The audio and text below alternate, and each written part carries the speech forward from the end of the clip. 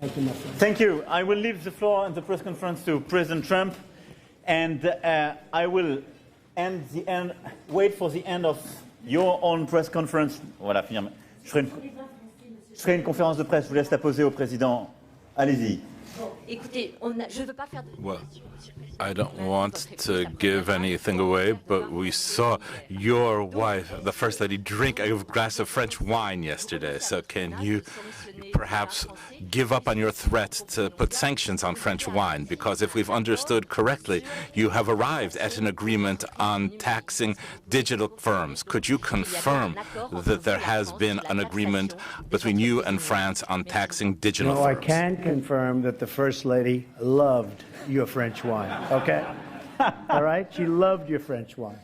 So thank you very much. That's fine. Thank you. Thank you. Merci à vous. I will wait for the end of this press conference to have the press conference of the presidency. I will leave the floor to you. Thank you. Thank you. Good job.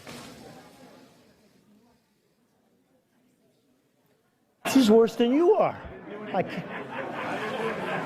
can't believe it. Jonathan. Come on up. Let's go. Mr. President, can I just ask a question since I didn't get to ask you one directly? On China, you have recently been saying that China wants to make a deal, but that you are not necessarily ready for a deal. All right, we'll start now. Please sit down. Thank you. Thank you. Please sit down. Thank you very much. You've recently been saying that China wants a deal, but you're not necessarily ready for a deal, and you like the tariff revenue that is coming in. Are you now ready to make a deal? Only if it's a fair deal and a good deal for the United States. Otherwise, I will not make a deal. We have billions and billions coming in, and I think we're going to get there. I do. I believe it more strongly now than I would have believed it a while ago. We're going to get there, and we're going to have a really, we're going to have a fair deal. But remember this, when you say fair, China's been taking out of this country $500+ billion a year for many, many years. Many, many years. It was time to stop. As a private person, I used to talk about it. It's one of the reasons I'm president. And we're in a great position. Our country's doing well. Our unemployment numbers are the lowest they've been in over 50 years. Our unemployment numbers for African American, Asian, for Hispanic are the best they've ever been, historic numbers. We're in a very strong position. Our consumers are strong. Walmart just announced numbers that were, mind-boggling numbers. It's a great poll right there. That's the ultimate poll. How are the retailers doing and how are certain companies doing? So we're doing very well, and I think that I think we're going to make a deal with China, and I think eventually we're going to make a deal with Iran, too. But why are you optimistic they'll change their behavior? It's not a question of behavior. I think they want to make a deal, and I think they should make a deal, and I think if they don't make a deal, it's going to be very bad for China. And I very much appreciate the fact that they came out last night, very late last night, and they said, they want to make a deal. They want it to be under calm circumstances. It was a little different kind of a statement. I thought it was a beautiful statement. I thought it indicated a lot. Go ahead. Here we go. I actually have a question for you on next year's G7 summit, but can I just clarify something you said? You mentioned earlier today... One question. Go ahead. Well, let me do the clarification, and then I'll get to the question. No. You talked about calls with China and a breaking news alert. I'm trying to understand what specifically you heard from China. And on next year's G7, you alluded today, dropped several hints about Miami, about Doral, and hosting next year's G7 at your property. What reassurances, if any, can you give the American people that you are not looking to profit off the presidency? Well, I'll tell you what. I've spent, and I think I will, in a combination of loss and opportunity. Probably it'll cost me anywhere from $3 to $5 billion to be president. And the only thing I care about is this country. Couldn't care less. Otherwise, I wouldn't have done it. People have asked me, what do you think it costs? And between opportunity, not doing things. I used to get a lot of money to make speeches. Now I give speeches all the time. You know what I get? Zippo, and that's good. And I did a lot of great jobs and great deals that I don't do anymore, and I don't want to do them because the deals I'm making are great deals for the country, and that's to me much more important. Doral happens to be within Miami. It's a city. It's a wonderful place. It's a very, very successful area of Florida. It's very importantly, only 5 minutes from the airport. The airport's right next door. It's a big international airport, one of the biggest in the world. Everybody that's coming, all of these people with all of their big entourages come. It's set up so, and by the way, my people looked at 12 sites, all good, but some were 2 hours from an airport, some were 4 hours from, I mean, they were so far away. Some didn't allow this, or they didn't allow that. With Doral, we have a series of magnificent buildings. We call them bungalows. They each hold from 50 to 70 very luxurious rooms with magnificent views. We have incredible conference rooms, incredible restaurants. It's like such a natural. We wouldn't even have to do the work that they did here, and they've done a beautiful job. They've really done a beautiful job. And what we have also is Miami. And we have many hundreds of acres, so that in terms of parking, in terms of all of the things that you need, the ballrooms are among the biggest in Florida and the best. It's brand new, and they want that. My people wanted it. From my standpoint, I'm not going to make any money. In my opinion, I'm not going to make any money. I don't want to make money. I don't care about making money. If I want to make money, I wouldn't worry about $3 billion to $5 billion, because that's what, I mean, at some point I'm going to detail that, and we'll show. But I think it's just a great place to be. I think having it in Miami is fantastic, really fantastic. Having it at that particular place because of the way it's set up. Each country can have their own villa or their own bungalow. And the bungalows, when I say, they have a lot of units in them. So I think it just works out well. And when my people came back, they took tours. They went to different places. I won't mention places, but you'll have a list because they're going to give a presentation on it fairly soon. They went to places all over the country. And they came back and they said, this is where we'd like to be. Now, we had military people doing it. We had Secret Service people doing it. We had people that really understand what it's about. It's not about me. It's about getting the right location. I think it's very important. Jonathan? No, not at all. Go ahead, Jonathan. Thank you, Mr. President. President Macron said he'd like to see talks between you and President Rouhani within weeks. Does that sound realistic to you? Could you see yourself in talks with the Iranians within weeks? Well, it does. I don't know the gentleman. I think I know him a little bit just by watching over the last number of years what's happened. Tell you one thing, he's a great negotiator. But I think he's going to want to meet. I think Iran wants to get their situation straightened out. Now, is that based on fact or based on gut? That's based on gut. But they want to get their situation straightened out, Jonathan. And they're really hurting badly. Their inflation, as you know, because I saw you reporting on it, their inflation is through the roof. Their economy is tanked entirely. The sanctions are absolutely hurting them horribly. I don't want to see that. I don't want to see that. They're great people. I don't want to see that. But we can't let them have a nuclear weapon. Can't let it happen. So I think that there's a really good chance that we would meet. Jeff, please. Thank you, Mr. President. Another follow-up from what the President of France said. He said that there might be a need for compensation to Iran. Would you, given all of the criticism you've made of the JCPOA and the money that they got, be open to giving Iran compensation if it met some of the criteria that you laid out? What he's talking in terms of compensation is they are out of money. And they may need a short-term letter of credit or loan. No, we're not paying. We don't pay. But they may need some money to get them over a very rough patch. And if they do need money, certainly, and it would be secured by oil, which to me is great security. And they have a lot of oil, but it's secured by oil. So we're really talking about a letter of credit type facility. From the U.S. or from all the countries? It would be from numerous countries. And it comes back. It would expire. It would be paid back immediately and very quickly. Yes, go ahead, please. Go ahead. Yes. Thank you very much, Mr. President. Now it's Aoyama with the Asahi Shimbun, a Japanese newspaper. Good. Just left. Now the U.S. Your Prime Minister, Abe. Good man. Great man. Okay. And now the U.S. and Japan have an agreement in principle, which you said is a tremendous trade deal for the United States. So and for Japan, I would say. So are you still considering imposing Section 232 tariffs on Japan's auto exports to the United States on national security grounds? Not at this moment, no. Not at this moment. Well, it's one of the reasons we made the deal, but no, not at this moment. It's something I could do at a later date if I wanted to, but we're not looking at that. We just want to be treated fairly. You know, Japan has had a tremendous trade surplus with the United States for many, many years, long before I came here. And I'll tell you something, we're transforming our country. We're taking these horrible, one-sided, foolish, very dumb, stupid, if you'd like to use that word, because it's so descriptive. We're taking these trade deals that are so bad and we're making good, solid deals out of them.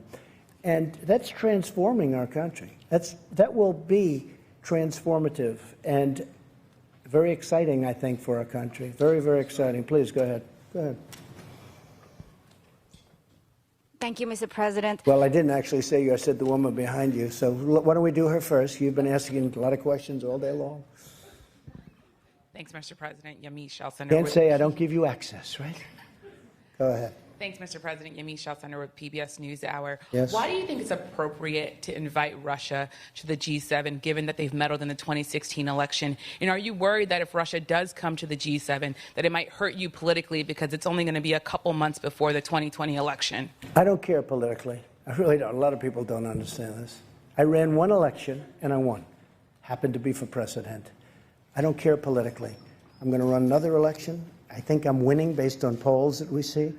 Whether I win or not, I have to do the right thing. So I don't do things for political reasons. Is it good? Probably not. Maybe it is. I mean, a lot of people are smart. A lot of people say having Russia, which is a power, having them inside the room is better than having them outside the room. By the way, there were numerous people during the G7 that felt that way.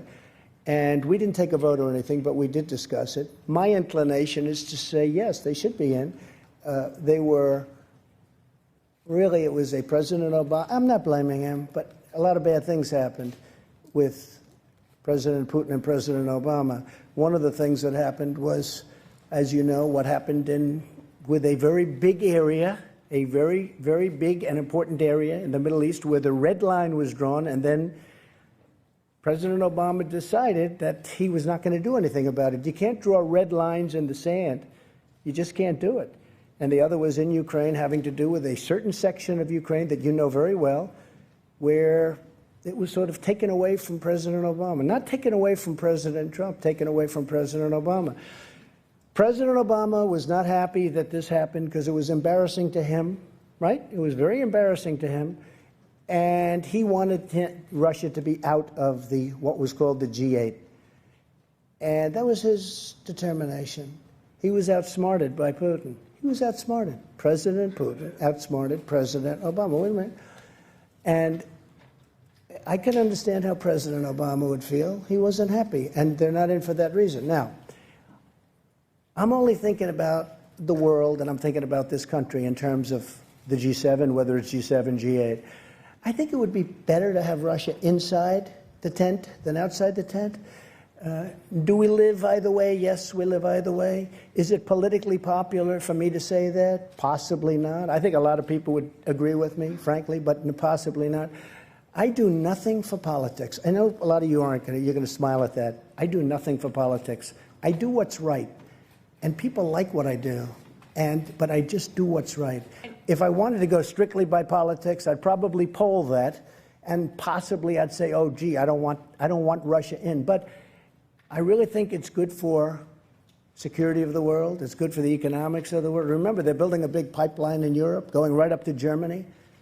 And I said to Angela, who I had a great relationship, but I said, you know, you pay Russia billions of dollars, and then we defend you from Russia.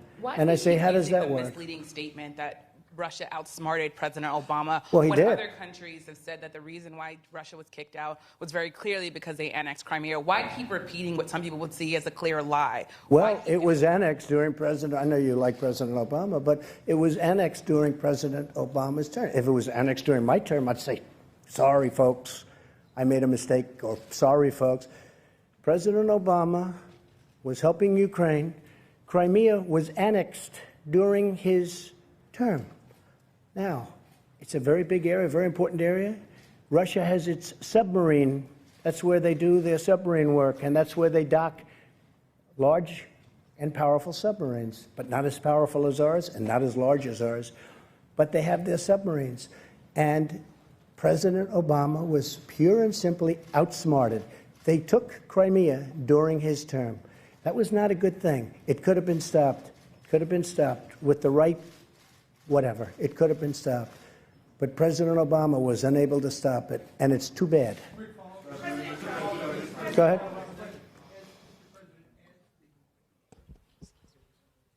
As the G7 host next year, you were allowed to invite other countries to come, guest countries, even though they're not necessarily part of the overall group. Would you consider inviting Vladimir Putin under those circumstances? I don't know that he'd accept. Those are tough circumstances. He was a part of G8, and all of a sudden, he's not out or he's not in. So I think, John, actually, that's a pretty tough thing for him. You know, he's a proud person. Would I invite him? I would certainly invite him. Whether or not he could come psychologically, I think that's a tough thing for him to do. You have a G8, now it's a G7, and you invite the person that was thrown out really by President Obama, and really because he got outsmarted. President Obama, pure and simple. And don't forget, it was not just Crimea. It was the red line in the sand. And Obama said, never violate the red line in the sand. And then they went ahead and they killed many children with gas.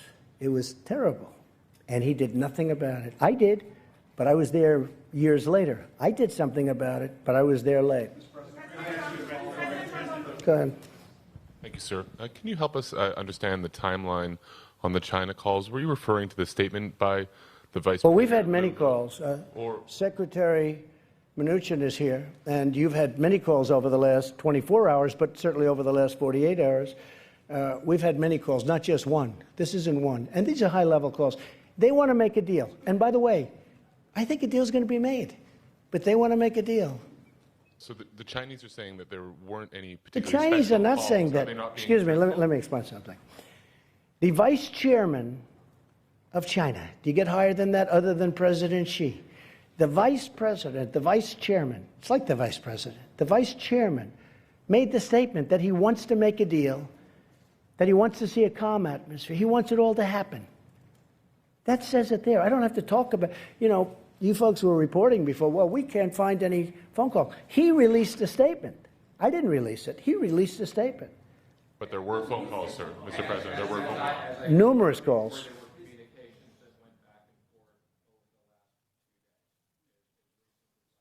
And not only with Steve, there were calls with other people, too. Just so you understand, China wants to make a deal. Now, whether or not we make a deal, it's got to be a great deal for us. You know, and I told this to President Xi, who I really respect. I really do. I have great respect, and I like him, too. And he's a tough guy. But I have a lot of feeling for President Xi. He's very outstanding in so many ways. But I told him very strongly, I said, look, you're starting up here, and you're making $500 billion a year and stealing our intellectual property. We're down on the floor, lower than the floor. You can't make a 50-50 deal. This has to be a deal that's better for us. And if it's not better, let's not do business together. I don't want to do business. Forget about tariffs for a second. We're taking in tremendous amounts of money. Forget that. I don't want to do business. Now, when I raise and he raises, I raise and he raises, we can never catch up. We have to balance our trading relationship, at least to an extent. And they were unwilling to do that. And we'll never have a deal if that happens, but it's going to happen because they have to have a deal. And as far as phone calls are concerned, Secretary of the Treasury and other people have been receiving many calls, not receiving, back and forth, many calls. China wants to make a deal, and if we can, we will make a deal. We'll see. Go ahead. Mr. President, if I could ask you a little bit about your China strategy. Yeah. President Macron talked a little bit about instability and the worry in the markets and around the globe about instability. One of the things that comes from, as you talked to You're talking about global economic instability? Right. I don't consider one it of the things instability, that but that's comes from is the back and forth and the changing statements from yourself. So that sorry, it's the way I negotiate. So my question is that a strategy? Is it a strategy to call President Xi an enemy one day and then say that relations are very good the next day? And then, you know, I mean, it's gone back. It's the way I negotiate. It's done very well for me over the years, and it's doing even better for the country. Could I think, you talk a little bit about and I why do it think, works? and I do think that. Look, here's the story. I have people say, oh, just make a deal, make a deal. They don't have the guts and they don't have the wisdom to know that you can't continue to go on where a country is taking 500 billion, not million, 500 billion with a B, out every single year. $500 billion. You just can't do that. Somebody had to do this. This should have been done by President Obama. It should have been done, and Biden, Sleepy Joe. It should have been done by other people. It should have been done by Bush. It should have been done by Clinton. Double Bush. It should have been done. I'm doing it. Let me tell you something else. North Korea should have been done a long time ago. I'm doing it. I'm doing a lot of things that I shouldn't have to be doing. Please. Go ahead, please.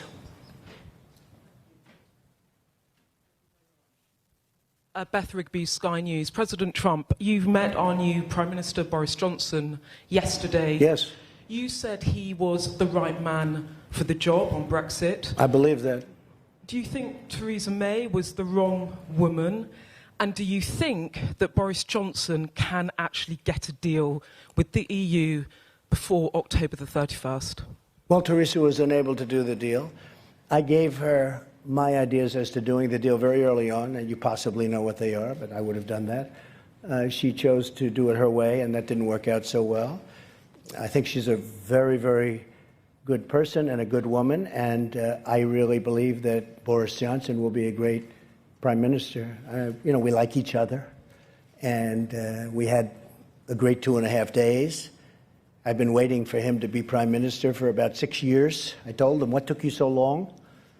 I think he's going to be a great Prime Minister, and especially after spending a lot of intense time with him over the last couple of days. He's really he's very smart, he's very strong, and he's very enthusiastic. And you know what else? He loves your country. He really loves your country. That came out maybe more than anything else. Yeah, please. Vicky Young, BBC News. President Trump, Boris Johnson is very keen on a trade deal with the USA. You sound keen on it too. Some of his critics, though, are worried that you're going to do over the UK in that deal to protect American I love the interests. UK. I own great property in the UK. I love the UK. I have no idea how my property is doing because I don't care. But I own Turnberry, and I own in Aberdeen, and I own in Ireland, as you know, Doonbeg, and great stuff. And I'll be honest with you, I think he's going to just do a great job as Prime Minister. You know, it takes a lot. It's so many different elements to being a great Prime Minister. And you needed him. I just think his time is right. This is the right time for Boris. This is the right time for Boris. Yeah, please, go ahead. Go ahead, right here. Say who you're with, please. Robert Peston from ITV in the UK as well. You've obviously had a good few days with President Macron, who you appear to be doing business with, to use your favourite expression. After Brexit, who do you think will be your more important relationship? President Macron, France and the EU, or Boris Johnson, Prime Minister of the United Kingdom? I think we're going to have just, look, France is a great nation. It's being run, a lot of things are happening. You know, it's not easy what he's doing. He's changing certain ways. It's a very hard thing to do. I won't get into it. I'm going to let him sell his ideas, but a lot of people don't disagree with his ideas. But it's a very hard thing to do. If you're a great citizen of France, you love your country, but you want to do the way you've been doing it for a long time. But maybe that's not working, and maybe they have to do what he has to do. I think he's going to do a fantastic job, but it's very tough for him. I know how tough it is for him. He's been having a hard time, and nobody would have an easy time. But I do believe he's doing the right thing. Boris is different. It's a different kind of a deal. Boris has to try and do something with Brexit. It's very tough. I deal with the EU. The EU that's a very, very strong group of people. They have their ideas, and they're not easy to deal with, I will tell you. We're very close to making a deal, by the way, with the EU. I have to say this. We made a great deal with Japan, and we're very close to maybe making a deal with the EU because they don't want tariffs. It's very simple. They don't want to tax cars. Mercedes-Benz, BMW, they don't need a 20% or a 25% tax. But we're very close. I think we're going to make a deal with the EU without having to go that route. I may have to go that route, but maybe not. We're going to have a deal, a really fair deal, but the EU is another one. We've been losing $180 billion a year for many years. That's a lot of money. How much can you take out of the piggy bank, right? But which alliance will be more important, with the EU or with Britain? Both. I don't want to say which. Look, I think we have been with, I guess it would start off by saying England, right? You know, I asked Boris, where's England? What's happening with England? They don't use it too much anymore. We talked about it. It was very interesting. But the United Kingdom is a great, incredible place. It's an incredible nation. And it's, you know, been one of our tremendous allies. And another one happens to be Australia. He was here also, Scott. He is fantastic. In fact, we're honoring him in Australia at the White House in a very short period of time. But I think that, excuse me? Will you visit Australia? At some point I will, yeah. At some point I will. Also Germany. Angela asked me to visit Germany. We're going to be doing that too. So I just think they're very different. And they're going to be going at it for a little while, but ultimately probably it works out. They may have to get out. They may not make a deal. The European Union is very tough to make deals with. Very, very tough. Just ask Theresa May. Go ahead.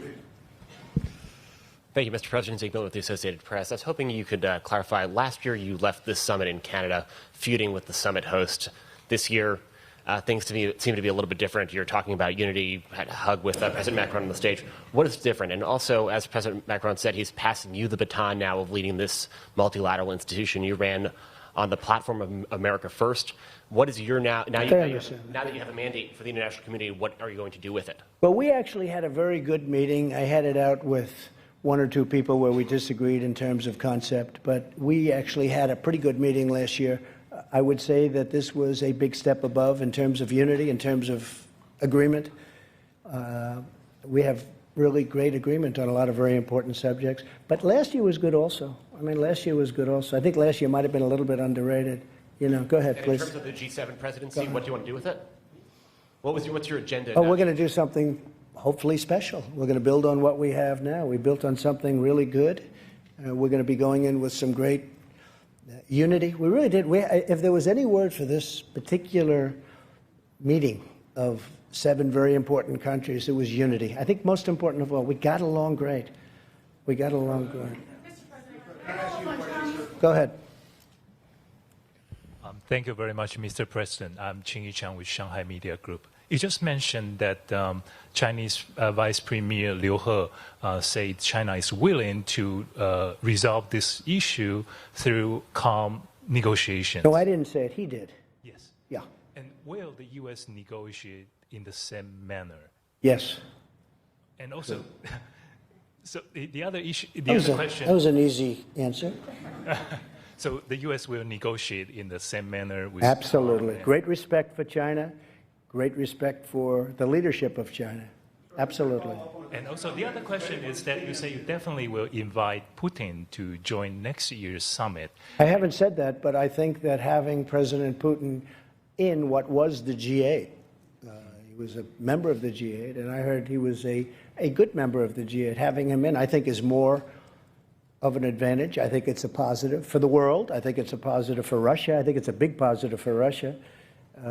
And it's something the group is discussing. They are discussing it. But just a few hours ago... People feel very much like me, many people. What? But just a few hours ago, Russian foreign minister is saying that it's not their foreign policy pursuit to return G8. What's your reaction to that? Well, you know, we'll see. I know one thing. If they were invited back, I think they'd be there. If they weren't, that's okay too. I just think they'd be better inside than outside. I mean, as I said before, I really do. I think they'd be an asset. I think it would be a good thing. You know, some of the things, we were going in the room, and yesterday in particular, we were discussing 4 or 5 matters, and Russia was literally involved in all of those 4 or 5 matters. And a few of the people looked up and said, you know, why aren't they here talking to us about it? What are we going to do now? Go home? Take it easy for a day? Although I'm not doing that. I don't take it easy. But what are we're going to go home and start calling them at the end of the week and say, hey, how about this? Could have been in the room. We had numerous things that we were discussing, right? Numerous. We had a lot of things that we were discussing. And It would have been very easy if Russia was in the room. If he was in the room, we could have solved those things. Now they're just in limbo. But I have to say, with all of that, very little in limbo. But somebody will speak to him about some things, and frankly, they're not very complicated. But it would be easier if they were in the room. Thank you so much. Josh, go ahead. Josh. Mr. President, there was a significant talk at the summit about climate change. I know in the past you've harbored some skepticism of a science and climate change. What do you think the world should be doing about climate change, and do you still harbor that skepticism? I feel that the United States has tremendous wealth. The wealth is under its feet. I've made that wealth come alive. We will soon be exporting. In fact, we're actually doing it now, exporting. But we are now the #1 energy producer in the world, and soon it will be by far, with a couple of pipelines that have not been able to get approved for many, many years. It'll have a huge impact.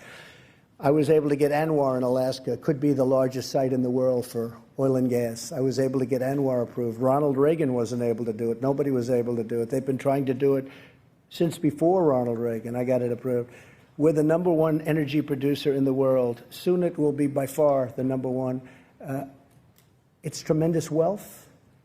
And LNG is being sought after all over Europe and all over the world, and we have more of it than anybody else. And I'm not going to lose that wealth. I'm not going to lose it on dreams, on windmills, which, frankly, aren't working too well. I'm not going to lose it. So, Josh, in a nutshell, I want the cleanest water on earth. I want the cleanest air on earth. And that's what we're doing. And I'm an environmentalist. A lot of people don't understand that. I have done more environmental impact statements probably than anybody that's, I guess I can say definitely, because I've done many, many, many of them, more than anybody that's ever been president or vice president or anything even close to president. And I think I know more about the environment than most people. I want clean air. I want clean water. I want a wealthy country. I want a spectacular country with jobs, with pensions, with so many things. And that's what we're getting. So I want to be very careful. At the same time, you weren't called. At the same time, it's very important to me, we have to maintain this incredible place that we've all built. We've become a much richer country, and that's a good thing, not a bad thing, because that great wealth allows us to take care of people. We can take care of people that we couldn't have taken care of in the past because of the great wealth. We can't let that wealth be taken away. Clean air, clean water. Thank you very much, everybody. I appreciate it. Thank you. Thank you very much. Climate change, Mr. President. You did answer the question as to whether you